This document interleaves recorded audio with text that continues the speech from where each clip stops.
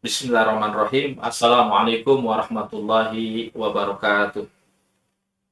Assalamualaikum Innal hamdalillah warahmatullahi wabarakatuh. nahmaduhu wa nasta'inuhu wa nastaghfir wa na'udzu billahi min shururi anfusina wa min sayyiati a'malina. May yahdihillahu fala mudhillalah wa may yudlilhu fala hadiyalah. Asyhadu an la ilaha illallah wahdahu la syarikalah wa asyhadu anna Muhammadan abduhu wa rasuluhu. Allahumma shalli wa sallim ala nabiyyina Muhammadin wa ala alihi wa ansarihi wa junudihi wa man tabi'ahum bi ihsanin ila yaumil amma ba'd fa inna asdaqal haditsu kitabullah wa qaral hadi Muhammadin sallallahu alaihi wasallam wa syarrul umur muhdatsatuha wa kullu muhdatsatin bid'ah wa kullu bid'atin dhalalah wa kullu dhalalatin finnar. Ikhwan fiddin, pertama yang saya hormati di sini ada Bapak Bagus Sunjoyo, lalu ada moderator kita ada Bapak Fahmi dari DKM Ernaf, ada Bapak Rubin dan para peserta semuanya yang insya Allah dirahmati dan cintai oleh Allah Subhanahu wa Ta'ala. Alhamdulillah, kita bersyukur kepada Allah pada pagi hari ini kita bisa bermuajahah, bersilaturahmi dengan para aktivis masjid dan kepada ya insya Allah orang-orang yang soleh, orang-orang yang menginginkan kebaikan buat umatnya Nabi Muhammad SAW. Mudah-mudahan tadi Pak Fahmi juga mengatakan ya, kita harus sepakat, kita harus jadi orang baik, orang yang bertakwa, orang yang bermanfaat bagi orang banyak ya, tetapi jangan sampai alasan-alasan tersebut menjadikan sebab kita justru jatuh kepada kubangan bahaya-bahaya ekstremisme, bahaya-bahaya ya, sikap-sikap tasyadud dalam beragama. Karena memang tadi Pak Fahmi juga menjelaskan bagaimana Islam yang tawadhu. Dan memang salah satu ba'dul ulama, ba'dul salaf itu pernah mengatakan madad bahallahul ibad bi amroini la nubali bi ayyi dhufrun amma ghulu fihi wa tuqsiru anhu. Jadi tidaklah iblis menghadang manusia melalui dua jalan dan dia tidak peduli dari jalan mana dia akan menghadang. Dan ini merupakan salah satu khuatus syaitan, strategi setan dalam menggoda manusia. Yang pertama, kata salaf tersebut adalah amal ghulu fihi, apakah dengan gulu di dalamnya, atau dengan cara menggampang-gampangkan. Jadi sikap-sikap ekstrim maupun sikap-sikap tasahul ini merupakan dua macam jebakan iblis untuk menggoda manusia. Nah, maka untuk itu sikap tawasutlah yang kita ambil di tengah-tengah. Kita tidak ekstrim kanan, tapi juga tidak ekstrim kiri. Jadi deradikalisasi kita pada pagi hari ini, saya tidak mengajak kepada antum semua para jamaah di sini untuk mengajak pada ekstrim kanan ke ekstrim kiri, tidak. Tapi kita berada di tengah-tengah. Karena memang yang enak itu yang di tengah-tengah. Kecuali kue donat, Pak. Itu kosong.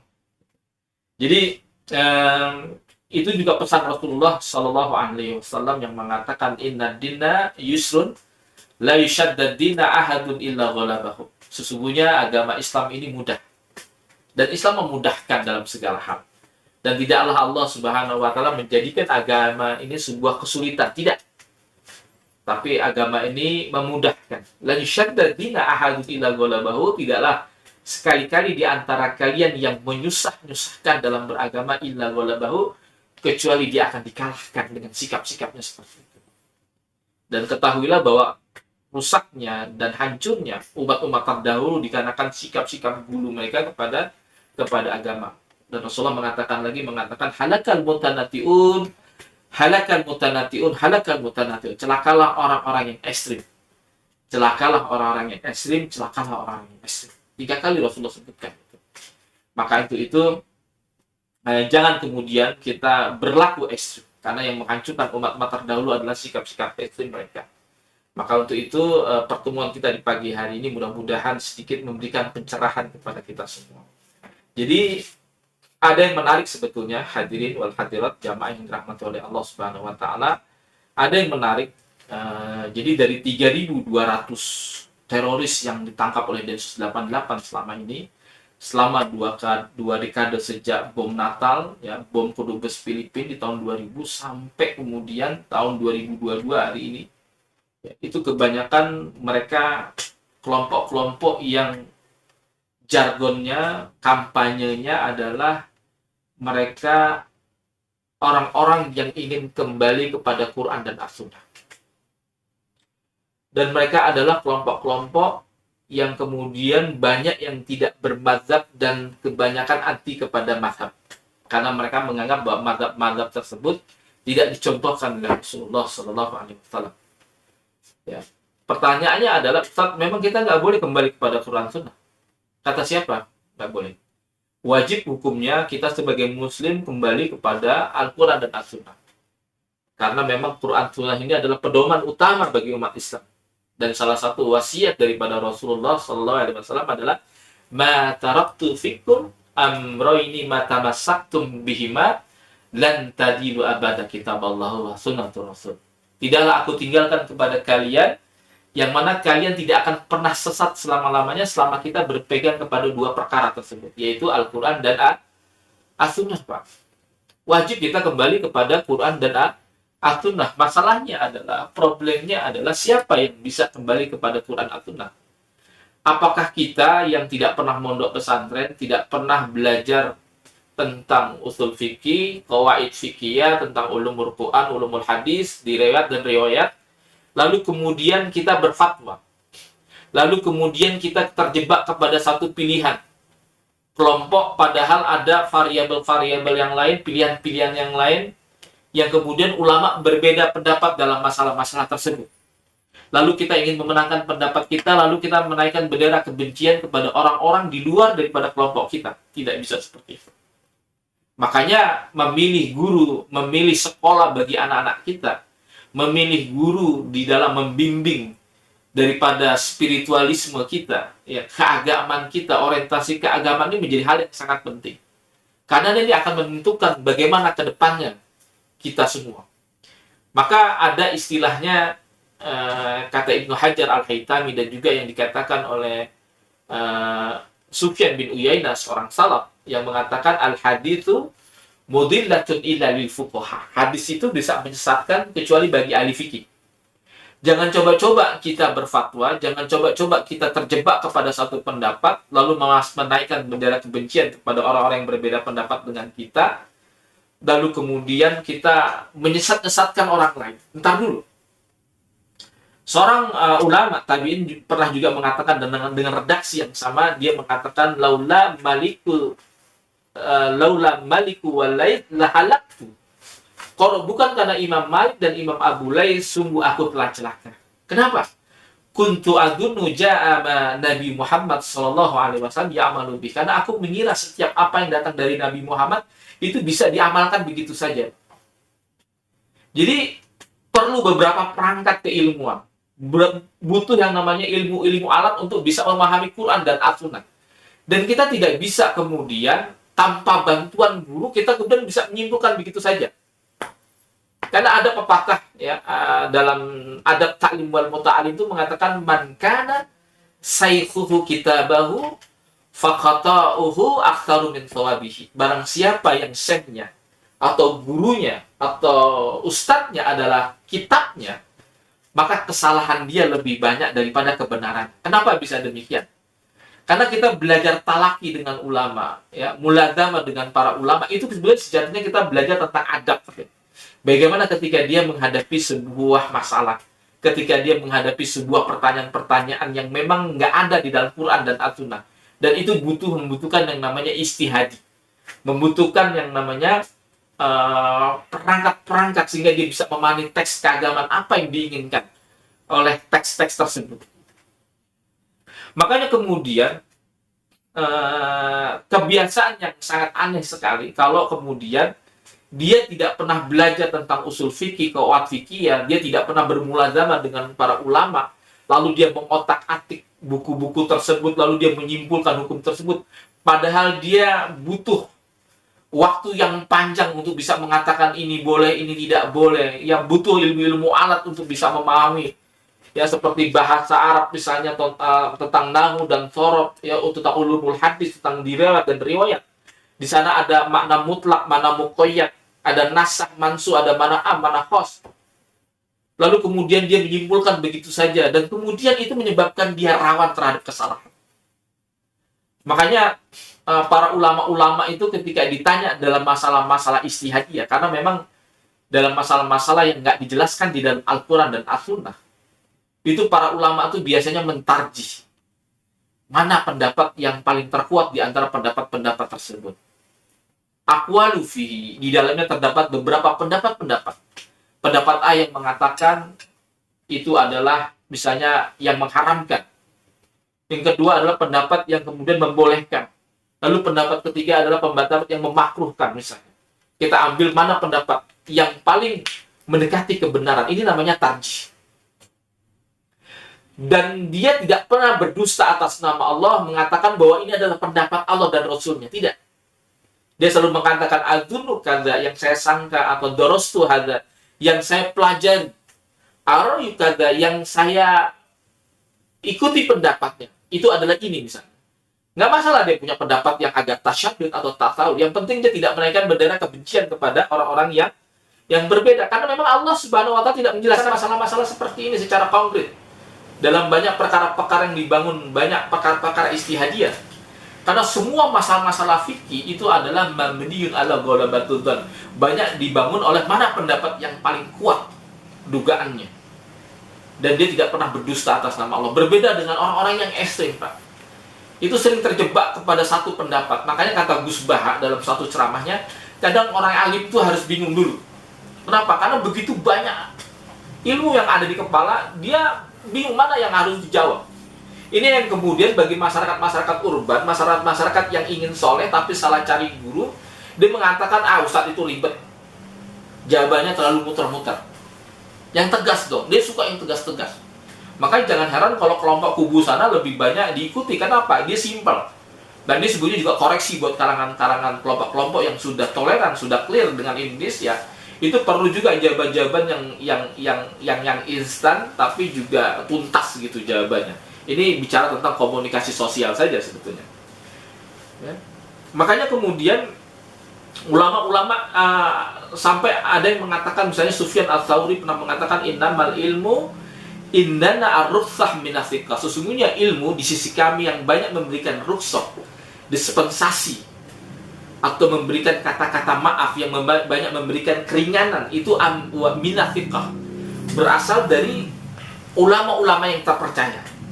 Wa amma tasydid, adapun sikap-sikap ekstrim, fayasunu kullu ahad, siapa juga bisa. Karena untuk menjadi orang yang ekstrim, Pak, itu nggak perlu berpikir keras, Pak. Copy paste aja jadi dia. Orang untuk berpikir ekstrim, dia tidak perlu berpikir secara berat. Ya. Karena untuk menentukan ini boleh, ini tidak boleh, itu butuh perjalanan panjang yang harus ditempuh oleh manusia. Ya. Jadi ada perkataan ulama yang mengatakan martabatun hadal halal wa martabatun hadal haram. Perjalanan orang bisa mengatakan ini boleh, ini tidak boleh, ini halal, ini haram. Itu adalah perjalanan panjang yang harus ditempuh oleh manusia, dan dia tidak bisa ditempuh hanya ikut pesantren kilat sehari, 2 hari, seminggu, 2 minggu, ikut daurah. Lalu keluar dari majelis taklim tersebut, dia mengatakan hadal halal wa hadal haram. Enggak. Ini ulama seperti Abu Yahya Alibi pernah mengatakan dalam daurahnya seperti ini. Makanya kemudian kita melihat fenomena-fenomena di sekitar kita, ya, kelompok-kelompok pengkapling kebenaran ini sering terjebak kepada masalah-masalah yang sebetulnya perkara-perkara tersebut sebetulnya perkara-perkara furu'iyat, perkara-perkara cabang atau perkara-perkara yang disebut yang banyak dibangun oleh dzanniyat, ghalabatul dzan tersebut. Tetapi kemudian diklaim sebagai perkara-perkara usul yang sifatnya pokok yang nggak boleh diselisih. Siapa saja yang menyelisih berarti telah menyelisih Islam. Ini klaim-klaim seperti ini sangat banyak. Makanya kemudian, Pak, gitu, 3.200 teroris yang ditangkap oleh Densus 88 selama ini, itu kebanyakan berasal daripada madrasah-madrasah intoleransi. Madrasah-madrasah yang sering memasang bendera wala' wal barok kepada para mukhalifnya, yang padahal masalah-masalah tersebut banyak dibangun masalah-masalah ijtihadiyah. Ya. Jadi seorang teroris, Pak, ya, itu tidak ujuk-ujuk main tembak sana, tembak sini, ngebom sana, ngebom sini, sebelum dia memasuki tahapan-tahapan atau tangga-tangga yang namanya intoleransi dulu. Dan radikal. Baru teroris. Ini blueprint BNPT di Densus 88 seperti ini, Pak. Jadi orang-orang itu ujuk-ujuk nggak melakukan aksi teroris sebelum dia punya paham-paham intoleransi dulu. Seorang intoleransi dan radikal belum tentu jadi teroris. Tetapi seorang teroris, dia sudah pasti intoleran dan radikal. Tetapi hampir semua 3.000-2.000 teroris ya di Indonesia, bahkan ribuan teroris yang ditangkap dari Maroko sampai Merauke, itu semuanya berasal dari madrasah-madrasah yang namanya intoleransi ini, Pak. Madrasah-madrasah yang tidak salamatus sadr, tidak lapang dada di dalam melihat perbedaan-perbedaan di kalangan kaum muslimin, Pak. Maka berhati-hati nih, Pak. Kalau kita punya guru, punya ustadz, selalu memasang bendera kebencian kepada orang yang berbeda pendapat dengan dia. Kalau sebuah lembaga sekolahan selalu memasang bendera kebencian dengan orang-orang di luar kelompok dia, tinggalin, Pak. Ya, masih ingat ya ceramahnya Ustadz Aidi Hidayat di YouTube? Beliau mengatakan kalau Anda ikut majelis taklim, ikut liqa'an, ikut halaqah, lalu keluar dari majelis taklim itu Anda jadi benci dengan orang-orang di luar dan pada kelompok Anda, tinggalin, Pak. Karena pengajian nggak ngajarin begitu, Pak, gitu. Kan aneh gitu. Kalau kemudian orang ikut pengajian, ikut taklim, dia jadi antisosial. Dia tidak lagi semangat dalam berkarir di dalam tempat kerjanya. Kita berapa banyak lihat. Saya, Pak, 13 tahun di kepolisian, sampai kemudian saya ditangkap Densus 88 dan ditahan selama 10 tahun, dan saya ngalami itu betul. Ya, saya di Polres Depok bisa ditanya, Pak, di Polres Depok itu sebelum saya bergabung dengan kelompok-kelompok begitu, saya disuruh nyanyi Indonesia Raya, saya nggak mau, Pak. Saya menganggap bahwa musik itu haram. Itu bodohnya saya gitu. Musik haram karena memang yang brainwashing yang ada di kepala kita, musik itu haram. Bahwa nyanyi Indonesia Raya itu adalah kekufuran. Maka kita lihat, tinggal kita identifikasi saja siapa yang suka kelompok-kelompok yang mengharamkan penyanyi, mengharamkan nyanyi-nyanyi ya, lagu-lagu. Kemudian ketika ditanya, Ustadz, anak saya diajak nyanyi Indonesia Raya. Ya kalau Anda nggak suka, nggak usah nyanyi. Nah, begitu jawaban seorang dokter. Dia akan mengkomparasi beberapa pendapat-pendapat yang ada, dan dia akan menjawab sesuai dengan pertanyaan si kondisi. Maka dalam ilmu usul fikih, Pak, ada namanya mufti wal mustafti. Apa kedudukan seorang mufti? Siapa saja yang berhak memberikan fatwa? Siapa saja orang-orang yang kemudian bertanya? Ya, itu ada kriterianya gitu, ada spesifikasinya gitu. Makanya kemudian kalau ditanya dalam masalah-masalah seperti itu, dia agak kusut. Ya, yang kemudian jawaban-jawabannya membuat orang multitafsir, dan kemudian wajar kalau kemudian orang salah dalam memahami gitu. Ya, masalah wayang, masalah-masalah uruf, kearifan lokal itu kenapa? Mereka selalu terpaku kepada hal yang namanya doktrinisasi ya, seperti itu. Dan ini bukan pembelajaran, Pak. Karena kalau orang yang memang belajar, dia akan coba mengkomparasi. Dia akan diajarkan sikap-sikap tasamu, toleransi gitu.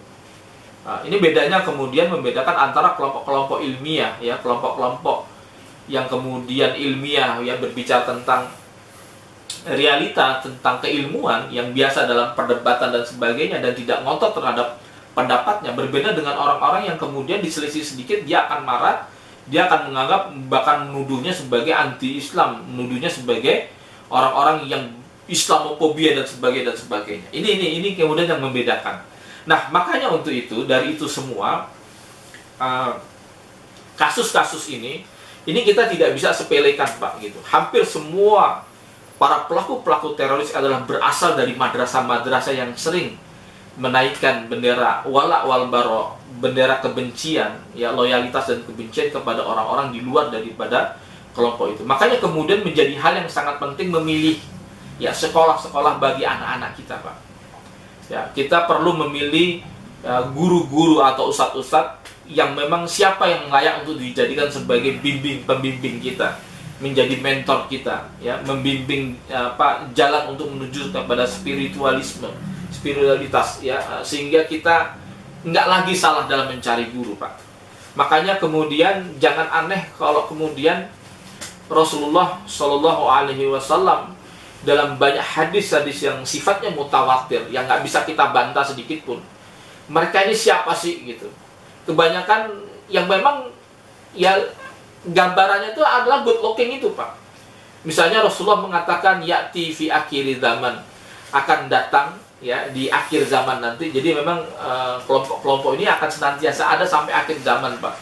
Bahkan sampai kemunculan Dajjal. Jadi kalau kita bicara tentang kelompok-kelompok seperti ini, Itu akan sangat relevan Pak sampai hari kiamat Pak. Karena memang diberitakan oleh Rasulullah sebagai bakhirah nubuwah, sebagai kabar gembira tentang kenabian terkait dengan masa depan, ra'yul mustaqbal.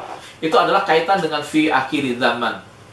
Hudatsau asnan wa sufau ahlam. Akan muncul anak-anak muda yang karena miskin dalam pengalaman, jadi mereka ini berpikir dengan ototnya daripada ketimbang dengan otaknya gitu. Maka hudatsau asnan wa sufau ahlam dikatakan oleh anak-anak muda yang bodoh-bodoh. Itu Rasul kata. Lalu apa lagi mereka mengatakan? Kata Rasulullah, mereka adalah qaulu khairil bariyah. Mereka mengucapkan sebaik-baiknya perkataan, Pak. Artinya apa? Karena bisa jadi ucapan-ucapan mereka menarik buat kita. Ya, sikap-sikap amaliyah itu sangat menarik buat kita, terutama bagi kalangan newbie, orang-orang yang baru hijrah. Ya, kita senang ada orang hijrah dari kebaikan dari keburukan menuju sebuah kebaikan, Pak. Tetapi jangan sampai ya kita masuk kepada jebakan-jebakan setan tadi, yaitu paham-paham kepada ekstrim. Yang mana kata Rasulullah SAW, beliau mengatakan lagi yaqra'unal Qur'an, mereka membaca Al-Qur'an. La yunazihi hanajirahum, ya, tapi bacaan mereka itu tidak melewat daripada kerongkongan mereka. Yamruqu minad-din. Ya, mereka keluar dari agama, melesat dari agama. Yamruqu minas sahab minar rumiyah, sebagaimana keluarnya busur panah dari anak panah daripada busurnya. Yaqra'unal Qur'an, ya, min qira'atikum illa min qira'atihim syai'an. Ya, bacaan kalian itu tidak ada apa-apanya dengan bacaan mereka. Artinya apa?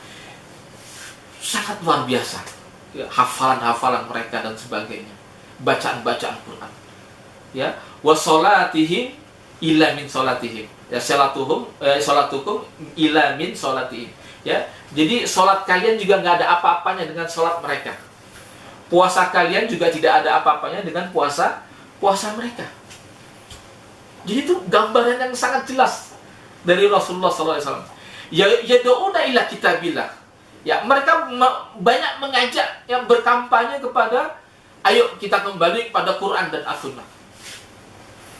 Tetapi mereka bukan orang-orang yang ahli, karena memang mereka cuma hanya hafal-hafal. Maka hati-hati kemudian kita banyak menghafal Quran, tapi kita nggak cakap di dalam memahami fikih, Pak. Kan berapa banyak pondok-pondok tahfidz di sekitar kita cuma hanya menghafal, cuma bisa menghasilkan para hufaz, tapi kemudian untuk memahami hukum-hukum Islam terkait masalah fikih itu mereka tidak memahami. Inilah yang Pak di Bogor selama 6 tahun, Pak. Sekarang saya pindahkan lagi dia ke Lirboyo, sekarang sudah masuk di tahun kedua, Pak. Ketika saya mengucapkan, saya tes ya terkait sejauh mana sikap dia terhadap masalah perbedaan-perbedaan fikih, ya. Lalu saya kemudian mengucapkan talafut biniyat di dalam setiap sholat, Pak. Misalnya saya mengajar usolli fardhu maghribi salasa raka'atin mustaqbilan, ya, seperti itu. Lalu dia bilang, dia nyeletuk itu bid'ah. Dia katakan itu bid'ah. Lalu saya tanya, saya hentikan dulu sholatnya, lalu saya tanya, hati-hati kamu kalau bicara nanti. Jangan sampai ucapan-ucapan ini kamu ucapkan di dalam masjid nanti. Karena jangan sampai nanti membuat gaduh, membuat kaum muslimin saling mencurigai, ya. Perkataan-perkataan tersebut tidak seyoknya diucapkan, ya, sehingga membuat gaduh di masjid kita, di tengah-tengah kita. Gitu. Nah, kita kemudian ajak ngobrol. Saya bilang kamu harus pondok lagi, ya. Jangan di situ, setelah lulus kita pondok lagi. Ya, karena apa? Karena nanti, Pak, ini masyarakat kita masyarakat Syafi'iyah, Pak. Bahwa dia lalu mengucapkan kata-kata yang sifatnya syad, yang agak-agak aneh dengan madzhab Syafi'i. Ini sama juga kita nyari musuh buat anak-anak kita. Dan ini nggak bagus. Gitu. Untuk sterilisasi itu semua, saya pindahkan pondoknya. Agar apa? Biar dia bisa melihat bahwa umat Islam bukan cuma ada di madrasah kamu saja. Bahwa Islam itu bukan hanya dilihat dari kelompok yang mengklaim selama ini sebagai kelompok pengkapling kebenaran saja. Ya, kita jangan sampai sikap-sikap kita seperti katak dalam tempurung. Coba kamu lihat Islam. Ya, saya pondokkan dia ke Kediri biar dia bisa melihat bahwa wajah umat Islam ini nggak hanya kelompok kamu saja. Biar apa? Agar dia tumbuh, ya, sikap toleransi, lapang dada di dalam melihat perbedaan-perbedaan di kalangan kaum muslimin, Pak. Karena ini merupakan nasihat dari para ulama yang mengatakan ya, yang bagi lil muslim yasta'idu minal fitnah. Hendaknya seorang muslim itu menjauhi daripada fitnah. La yasghabu bil madrahil gharb, tidak menyibukkan kepada perkara-perkara yang asing di dalam sebuah madzhab. Wala fil uli wala fil usuli wala fil furu. Tidak saja dalam masalah-masalah pokok, dalam baik masalah-masalah cabang. Dan aku tidak melihat orang-orang yang melakukan hal demikian dia tidak akan mendapatkan kebaikan. Bal ta'tiru sarran. Bahkan dia mendapatkan yang namanya keburukan. Membuat dua orang-orang soleh, membuat hamba-hamba Allah ini saling bermusuhan dan memberikan rasa kebencian kepada sesama umat Islam. Jadi jangan sampai kita mengeluarkan sebuah akwal, Pak, dalam dakwah itu yang kemudian menyebabkan salah paham di mana ya kita lihat kelompok-kelompok ini ya yang kemudian banyak mengobral tabdi ya, membintah-bintahkan lalu memfasik-fasikkan. Karena ini Pak perkaranya, Pak. Ya, selalu bermasalahnya dari kelompok-kelompok ini dan semuanya sama, Pak. Dan makanya ini menjadi hal yang sangat penting bagi kita semua ya, di dalam misalnya membuat sebuah silabus tarbiyah, memasukkan orang-orang di tengah masjid kita atau untuk memilih kepada ustadz-ustadz di tengah-tengah kita. Kalau dia selalu ingin memenangkan pendapatnya lalu menafikan pendapat-pendapat yang lain, ini akan jadi problem, Pak, nanti, Pak. Kasihan jamaah kita terombang-ambing ya, dipenuhi diliputi oleh merasa menang sendiri, merasa benar sendiri. Lalu kemudian mengeluarkan akwal-akwal pendapat-pendapat yang kemudian menimbulkan fitnah di tengah-tengah daripada umat Islam. Dan inilah yang kemudian banyak terjadi di sekitar kita, Pak. Makanya kemudian para ulama terkait masalah-masalah yang banyak dibangun para istihadiyah, dia tidak pernah mengklaim bahwa ini adalah pendapat Allah dan Rasulnya. Dia ketika ada, kenapa bisa demikian? Karena ketika ada kesalahan, ya, ketika ada masalah, Allah dan Rasulnya nggak menjadi tertuduh, Pak. Tapi ketika ada kesalahan itu tertuju kepada kita sendiri. Makanya kenapa ulama setiap ditanya dalam masalah-masalah banyak dibangun istihad, dia selalu mengatakan wallahu a'lam. Kenapa? Karena jawaban yang pasti ya itu hanya Allah Subhanahu wa taala. Dan dia tidak berdusta atas nama Allah. Ya, yang mengatakan ini adalah pendapat Allah dan Rasulnya. Siapa saja yang menyelisih berarti dia telah menyelisih Allah dan Rasulnya. Siapa saja yang memerangi mereka berarti telah memerangi Allah dan Rasulnya. Padahal tidak ada dalil khusus bahwa kelompoknya dia atau kelompoknya itu dipilih oleh Allah Subhanahu wa taala sebagai perwakilan, sebagai representatif daripada Islam itu sendiri. Tidak ada. Tapi dia hanya mengklaim bahwa pendapat-pendapat dia ada pendapat Allah dan Rasulnya. Nauzubillah min dzalik. Dan ini banyak di sekitar. Banyak ada di sekitar kita, Pak. Dan madrasah-madrasah intoleransi, Pak. Kemarin, Pak, saya ini diundang oleh Polda Maluku Utara, Pak, 2 tahun yang lalu. Karena ada anggota Polwan yang terlibat kasus terorisme, yang terafiliasi, bergabung dengan kelompok JAD, yang terafiliasi dengan kelompok ISIS, Pak. Ini anggota Polwan, Pak. Ini sebelum ada Sofyan Sauri, ada sebelum namanya ini Bribda Nesi dan Bribda ini, Pak. Ini anggota Polwan, Pak. Jadi sebelum mereka ini ada saya juga gitu. Nanti saya sebutkan beberapa nama-nama anggota Polri dan anggota TNI yang terlibat kasus-kasus terorisme. Jadi Bribda Nesi, Bribda ini awalnya ikut kelompok-kelompok sunnah, Pak.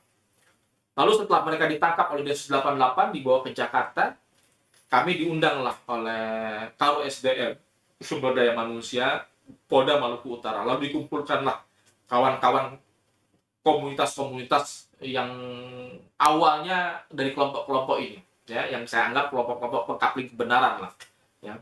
Lalu saya tanya sama antum semua, apakah kalian keluar dari majelis taklim, Anda jadi benci dengan orang-orang di keluar daripada kelompok Anda?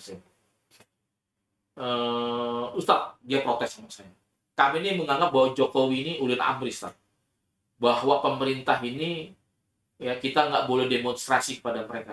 Kami diajarkan seperti itu, tidak diajarkan untuk memberontak. Ya, saya percaya. Tapi apakah kalian keluar dari majelis taklim itu Anda benci dengan orang-orang di luar daripada kelompok Anda? Contoh misalnya orang Aswaja. Ya mereka melakukan ini, Ustaz.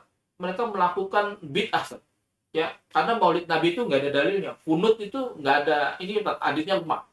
Bahkan talafut bin niat itu adalah bid'ah, Ustaz. Dan kami nggak boleh mengambil ilmu dari orang-orang seperti itu, kata mereka begitu. Saya bilang, itu masalah. Saya bilang, saya sampai terlibat kasus terorisme. Saya tinggal di asrama, ya, dekat Brimob Kelapa II. Saya lahir di sana. Ayah saya, bapak saya seorang anggota Polri. Abang saya juga anggota Brimob. Saya anggota polisi sama seperti kalian. Tapi kenapa saya 13 tahun kepolisian tinggal di asrama sejak kecil, lahir di sana? Saya bisa terlibat kasus-kasus terorisme, kelompok-kelompok jamaah Islamiyah, melakukan hal-hal yang sifatnya destruktif dan sebagainya. Itu karena saya berasal dari madrasah-madrasah seperti kalian, yang awalnya bita-bitahin orang, selalu menyalah-nyalakan amalan orang lain. Dan saya nggak ingin apa yang kalian lakukan itu bisa terulang pada diri kalian. Apa yang saya lakukan terulang pada diri kalian. Yang awalnya nanti seperti di Danesi dan di Bidar ini. Sebelum kalian ada namanya Juli Karsono, seorang anggota TNI, Pak, yang menembak 5 polisi di Jogja 1, Kebumen 2, dan di Purworejo 2. Itu seorang anggota TNI, Pak. Awalnya, Pak, ikut pengajian-pengajian model seperti itu. Ya, pengajian-pengajian sunnah, akhirnya dia malah masuk kelompok seperti Aman Abdurrahman, kelompok ISIS, dan akhirnya dia nembak 5 polisi di Jogja dan Kebumen, dan 2010 tertembak mati. Lalu ada Daim Korup, Pak, mantan anggota Kopassus. Itu juga berawal dari pengajian-pengajian seperti itu. Lalu ada lagi seperti misalnya Ismail, ya, ada namanya Saif Tabubun yang ditangkap di Sandakan Malaysia ketika dia akan menyeberang ke Malaysia. Ketika menyeberang ke kelompoknya Marawi di Abu Sayyaf di Filipina. Ya, itu berasal dari anggota Reskrim Polres Ambon. Ya, kemudian ada Hendra Saputra, seorang brigadir juga yang kemudian jadi bom bunuh diri di Mosul di kota Irak. Itu juga berasal dari kelompok-kelompok pengajian-pengajian seperti itu. Dan banyak sekali, Pak. Maka betul apa yang dikatakan oleh Pak Rian Mizat Yakudu, di TNI, Pak, ada 3%, Pak. Kemarin saya diundang oleh Mabesa, dikeluarkan data-datanya anggota-anggota TNI yang kemudian terpapar dengan kelompok-kelompok terorisme. Semuanya berawal dari madrasah-madrasah intoleran, Pak. Lalu di Polri, Pak, BIN mengeluarkan, itu ada 2%, Pak. Di ASN kita, 1 daripada 10 ASN kita itu juga terlibat, ya, terpapar dengan paham-paham intoleransi dan radikalisme. Di BUMN jauh lebih besar. Kita nggak pungkiri itu, dan memang ini sudah merajalela, Pak, di mana-mana, Pak, di kesatrian, di asrama, kelompok-kelompok seperti ini sudah merajai masuk kepada asrama-asrama. Apa yang harus bisa kita lakukan? Ya, melihat fenomena-fenomena seperti itu yang menurut saya agak mengkhawatirkan, Pak. Gitu. Yang nggak mustahil mereka bisa mengafirmasi diri, ya, mereka nggak mustahil bisa mengembangkan diri, akhirnya mereka masuk pada kelompok-kelompok yang nggak mustahil pada kelompok-kelompok teroris ini, Pak. Karena memang hampir semua dari kelompok-kelompok intoleran. Makanya kemudian penting, Pak, ya, di dalam mencari seorang guru, seorang ustadz, ya, untuk pembinaan, ya, kita juga nggak ingin anak buah kita, karyawan-karyawan kita, adik-adik kita, anak-anak kita kemudian terjebak kepada paham-paham seperti ini. Paham-paham pengkapling kebenaran, ya, tidak mengajarkan sikap-sikap egaliter, sikap-sikap menghormati pendapat orang lain, karena ini merupakan hulunya, Pak. Dan kita lihat banyak, ya, pondok-pondok pesantren atau madrasah-madrasah yang kemudian masjid-masjid yang kemudian terpapar dengan kelompok-kelompok seperti ini. Bagaimana solusinya, ya? Solusinya saya ambil dari beberapa kitab, misalnya Al-Isma min Fitnatil Haula'i Qaumin, ya, bagaimana cara kita mengimunitas diri kita agar kita tidak tersusupi, tidak terinfiltrasi dengan kelompok-kelompok seperti ini. Pertama, kata ulama Syekh Al-Alibi, Al-Isma min Fitnatil Haula'i Qaumin, yang pertama adalah at-tamassaku bil imani jumali, ya, berpegang teguh kepada keimanan yang global. Ya, kita jangan suka memaksakan diri kita, memaksakan pendapat kita bahwa kita akan bisa mendapati perkara-perkara yang sifatnya itu dakik, dalam dan rinci, dan akan tuntas dalam setiap permasalahan, Pak. Jadi potong, ya, sampai pada taraf yakin dalam masalah-masalah yang banyak dibangun istihadiyah. Ya, kita berpegang aja kepada keimanan yang global, nggak usah. Biasanya orang yang suka jatuh kepleset kepada paham-paham yang agak-agak aneh-aneh karena dia suka nggak tahu diri dengan kapasitas dirinya. Ya, kita lihat misalnya kajian-kajian tentang pembatal-pembatal keislaman agar kita ini bisa mengetahui siapa musuh kita, siapa kawan kita. Coba dalam lingkup NKRI, ya, dia bahas masalah-masalah yang kemudian berpotensi kita untuk saling mencurigai di antara sesama saudara-saudara kita, Pak. Kemarin ada orang non-Muslim, kenapa sih sampai seperti itu, Ustaz? Kenapa sesama Islam itu sendiri? Gitu. Saya bilang gini, kalau sesama umat Islam saja mereka memasang bendera-bendera kebencian, memasang bendera-bendera intoleransi, bagaimana dengan non-Muslim, saya bilang? Bagaimana dengan hubungannya dengan ibu, saya bilang? Baru mereka bisa paham. Jikalau dengan sesama Muslim saja mereka tidak salamatus sadar, tidak lapang dada dalam melihat perbedaan, bagaimana dengan non-Muslim gitu? Itu akan jauh lebih parah. Gitu. Itu selalu kalau mengambil logikanya seperti itu. Jadi biasakan ya, kita harus tahu tentang kapasitas diri kita. Jangan sampai kemudian kita memasuki kepada perkara-perkara persoalan-persoalan yang ulama-ulama saja menghindari di masalah-masalah tersebut. Ini yang pertama. Lalu yang kedua, yaitu al-ma'rifatu bisyarhi wa tataqquh. Ya. Atau ulama banyak mengatakan al-ma'rifatu fi itulid dolar. Ya, memahami daripada kejahatan mereka, keburukan mereka, memahami daripada pokok-pokok kesesatan mereka. Banyak Pak orang-orang soleh, orang-orang baik yang kemudian mereka malah ikut-ikutan terpeleset, tergelincir kepada kelompok-kelompok seperti mereka. Kenapa? Karena mereka selama ini cuma diajarkan mengenali kebaikan tanpa mengenali yang namanya keburukan. Bukan mengenali keburukan biar agak kita jadi buruk, bukan. Tapi setidaknya kalau kita banyak baca, ya, banyak mengkaji perkara-perkara yang sifatnya membahayakan bagi akidah umat Islam, itu dimungkinkan agar kita berhati-hati, bersikap waspada terhadap orang-orang yang kelihatannya, Pak, maaf tadi saya katakan wa qulu khairil bariyah, mengucapkan sebaik-baiknya perkataan. Karena apa? Yang dibacakan tuh kutipan-kutipan daripada ayat-ayat mulia, ayat-ayat Al-Quran. Yang disampaikan itu merupakan asar, hadis daripada Nabi. Siapapun tidak akan bisa menolak, Pak, menyangkal daripada isi-isi daripada Al-Quran dan hadis-hadis Nabi yang mulia. Makanya ketika ada orang-orang Khawarij yang mengatakan perkataan-perkataan innal hukmu illa lillah, tidak ada hukum kecuali hanya hukum Allah. Ya, bahwa Allah Subhanahu wa taala mengatakan faman lam yahkum bima anzalallahu faulaika humul kafirun. Barang siapa yang tidak berhukum dengan apa yang Allah turunkan, berarti mereka adalah orang-orang kafir. Hukum kita ini adalah hukum-hukum KUHP. Hukum kita adalah hukum-hukum jaliyah, hukum-hukum manusia. Bahwa hukum Al-Quran jauh lebih baik, maka negara kita ini adalah negara kafir. Wah, orang yang nggak pernah ngaji, Pak, newbie, orang-orang para yang baru hijrah, ini akan terpaku, Pak. Ajib, Pak, melihat perkataan-perkataan seperti ini. Dan ini menarik, Pak, gitu. Ini kalau kita nggak belajar usul fikih, tidak belajar din dengan guru-guru yang tepat, kita sering termehek-mehek, Pak, meleleh.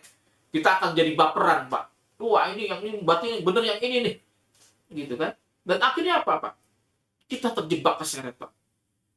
Dan dampaknya sangat luar biasa, Pak. Orang-orang soleh di sekitar kita, orang-orang baik, orang-orang tulus ikhlas, Pak, itu keseret, Pak. Bapak bisa tahu bagaimana keluarga Dita, Pak, di Surabaya. Ya, dia ajak istrinya, dia ajak anaknya yang umur 16 tahun dan 14 tahun. Dia anaknya yang umur 9 tahun dan 6 tahun untuk jadi bom bunuh diri sekeluarga, Pak, meledakkan di 3 gereja di Surabaya, Pak, 2018, Pak. Kurang ikhlas apa? Suami, istri, dan anak-anak kecilnya diajak untuk melilitkan bom. Lalu keluarga Ti Asmoro, dia ajak anaknya yang umur 9 tahun untuk jadi bom bunuh diri di depan Poltabes Surabaya. Seorang istri dan seorang anak perempuannya. Alhamdulillah anak perempuannya selamat. Tapi ibunya dan bapaknya hancur berkeping-keping menjadi kornet, Pak. Apa yang ada di benak si Lukman bersama istrinya yang baru hamil, ya, 6 bulan, dia ajak jadi bom bunuh diri di gereja katedral setahun yang lalu, Pak. Tepat di bulan April 2021, Pak, di gereja katedral di Sulawesi Selatan, Pak. Setahun yang lalu. Lalu ada Zaki Aini yang kemudian membawa senjata airsoft gun menyerang Mabes Polri sendirian, lalu dia tembak-tembak, Pak. Dan dia mati akhirnya ketika dalam penyerangan tersebut. Mereka adalah orang-orang yang ikhlas. Saya rasa mereka orang yang mengharu biru, ya, ketika dibacakan ayat-ayat Quran dan sebagainya, tetapi karena salah cari guru, Pak, ya, tidak mengenali keburukan daripada kelompok-kelompok ini, akhirnya mereka terjebak kepada kasus-kasus seperti itu. Dan mereka selalu mengutip daripada ayat-ayat Al-Quran. Maka betul apa yang dikatakan oleh Ibnu Rusdi yang mengatakan idza aradta an tatahakkam bil jahil inna kulla taklifu qulubatil bigal fiddin. Kalau Anda ingin menguasai orang-orang bodoh, maka bungkuslah setiap kebatilan itu dengan agama. Kenapa? Karena agama menjadi daya tarik. Agama menjadi sebuah inspirasi. Agama merupakan kekuatan, Pak. Tapi ketika dia jatuh kepada orang-orang yang salah, yang mempunyai tujuan-tujuan baik, ya tujuan-tujuan yang kurang baik, ya maka mereka akan menggunakan ayat-ayat ini, maka memperkosa ayat-ayat ini dan menjadikan ayat-ayat ini untuk mendukung daripada kebatilan-kebatilan mereka. Makanya ketika kelompok Harurah, kelompok Khawarij yang menggunakan ayat-ayat ini, hukmu ilalillah faman lam yahkum, apa kata Ali bin Abi Thalib? Kalimatul haq yuridu bihil batil. Kalimat-kalimat hak, ya kalimat-kalimat kebenaran, tetapi ditujukan untuk tujuan-tujuan yang batil. Dan ketika kita tidak memahami keburukan ini, Pak, dari kelompok yang selalu mengatas-atakan agama, yang membaca agama dijadikan, agama diperkosa ayat-ayat, ya, kemudian mereka menggunakan dalil-dalil itu untuk menjustifikasi, melegitimasi daripada kesahwatan, ya, tujuan-tujuan jahat mereka. Kita sendiri nggak sadar. Sehingga banyak anak-anak kita, adik-adik kita yang baru ngaji, yang tidak memahami keburukan, akhirnya malah tercebur pada kelompok-kelompok seperti ini. Maka kita harus waspada. Kita tidak saja dituntut untuk mengenali kebaikan di dalam Islam, tetapi kita jauh lebih dari itu juga harus mengenali keburukan, agar kita bisa menghindari daripada keburukan-keburukan tersebut. Agar jangan sampai orang-orang soleh, orang-orang ikhlas terjebak oleh janji-janji surga, oleh kelompok-kelompok pekaplik kebenaran yang suka mengklaim bahwa mereka adalah Islam yang paling benar, selain daripada mereka adalah orang-orang yang tidak benar. Ini yang harus kita waspadai, harus kita jaga, adik-adik kita, institusi kita, tetangga kita, dan lingkungan kita.